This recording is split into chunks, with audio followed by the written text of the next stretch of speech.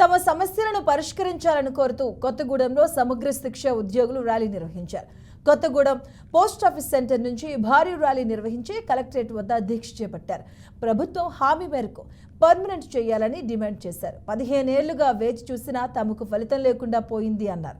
సమగ్ర శిక్ష ఉద్యోగుల సంఘం అధ్యక్షుడు యాదగిరి కనీస వేతనాలు సైతం అమలు కావటం లేదని ఆవేదన వ్యక్తం చేశారు. సీఎం రేవంత్ రెడ్డి హామీ మేరకు తమను పర్మనెంట్ చేయాలని ఆయన వేడుకున్నారు.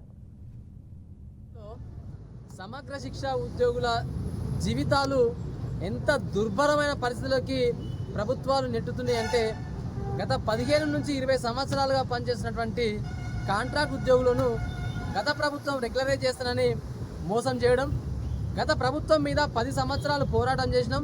తెలంగాణ రాకముందుకు తెలంగాణ రాష్ట్రం కోసం పోరాటం చేసినాం. తెలంగాణ రాష్ట్రం వచ్చిన తర్వాత టీఆర్ఎస్ ప్రభుత్వం మీద కాంట్రాక్ట్ ఉద్యోగులందరినీ రెగ్యులరైజ్ చేయాలని చెప్పేసి అనేక దశల వారీగా పోరాటం చేయడం జరిగింది. తదనంతరం గత సంవత్సరం సెప్టెంబర్ నెలలో నెల రోజుల పాటు సమ్మె చేస్తే